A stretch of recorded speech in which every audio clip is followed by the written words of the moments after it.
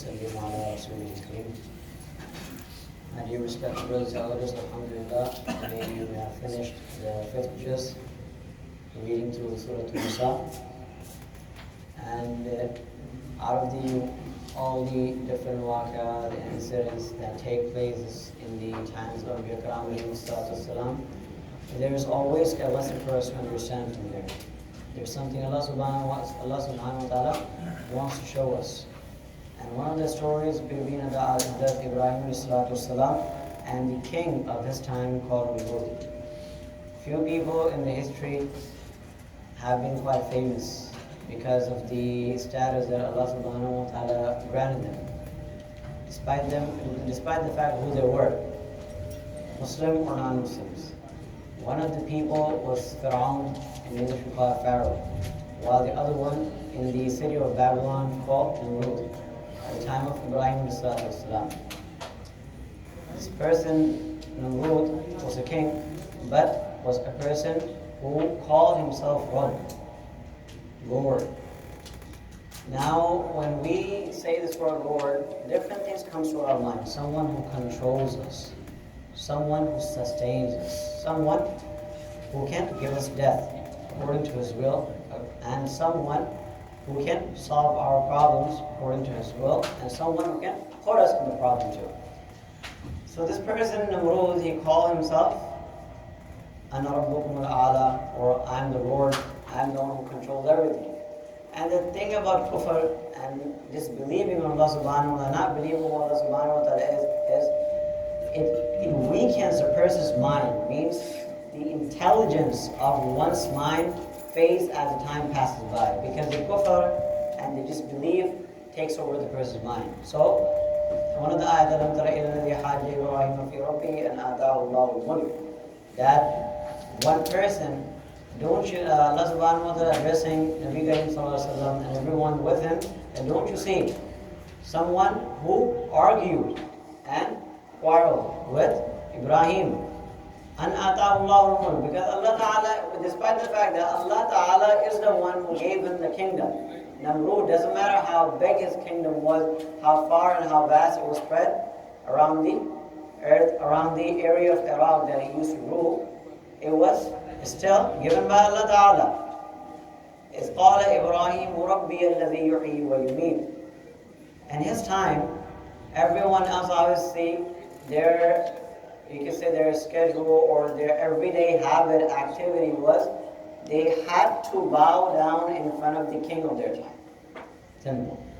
And this bow down, making sajda, was not as, as we read before, as it was a custom just to prostrate in front of someone as how we handshake. Because back in the days, in their time, it was permissible to prostrate in front of someone else. But it was with the belief that this person, na'udhu billah, may Allah forbid, is a Lord. So people used to bow down every day in front of this person. Namrud was a king of the time, very rich, obviously he was a king.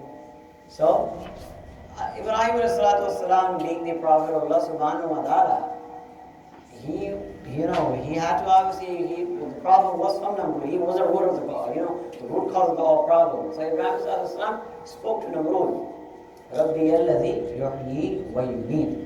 Then my Rabb is the one who gives me life, wa yumeet, and who gives me death. Now, this person, his brain doesn't work. قَالَ أَنَا أُحْيِي وَأُمِيتُ. He's so dumb that he's saying that I'm the one who gives life. And now he didn't understand what he meant actually. So what he did, it was about him, or probably it was about Pharaoh, one of these kings, that he brought two people. One person, he got him executed right away, finished. That penalty gone. The other one left him empty. Didn't do anything. And what he said, that's the one person, I gave him life, other person, I gave him death. Now what did is that Ibrahim meant in this context? What he meant to say was, Allah Ta'ala is the one who gives death and who will give life after that too. And he's going to make everyone alive after that. He didn't understand anything. He thought probably trying to say that leaving one person alive while killing the next person. قال أنا أحيي وأميت. So Ibrahim understood right away. Something is definitely wrong with his mind. So the kufr takes over a person's mind, the person doesn't understand anything. The mind doesn't work, the brain stops functioning. So he didn't understand what his simple thing Ibrahim said. What he meant was someone who's going to give me death and someone who's going to give me life after death. This is what he meant. Simple thing he didn't understand. So Ibrahim brought another example. The point was to make him understand that you are nothing. Allah is the one who controls everything. قال إبراهيم فَإِنَّ اللَّهَ يَأْتِي بِالشَّمْسِ مِنَ الْمَشْرِقِ. Now this is the point that where he could not play and turn and twist the entire conversation. So قال إبراهيم فَإِنَّ اللَّهَ يَأْتِي بِالشَّمْسِ مِنَ الْمَشْرِقِ. See, indeed Allah subhanahu wa ta'ala, He brings the sun from east. Every day, where the sun rises from the east. So Allah is the one who does it. فَأْتِ بِهَا مِنَ الْمَغْرِبِ. So why don't you bring it from the west? You are Lord. You claim yourself to be the Lord, to be the one who controls everything. People should bow down to you. Allah Ta'ala does from the east. You do from the west. You're also Lord. فَبُهِتَ الَّذِي كَفَرَ. Then that is when he completely became astonished. That is when he understood what does the power of a Lord means. So my dear respected brothers and elders, this iman that we have is not something that is only will be a cause for us to enter Jannah. Rather, is also something which benefits us throughout this life.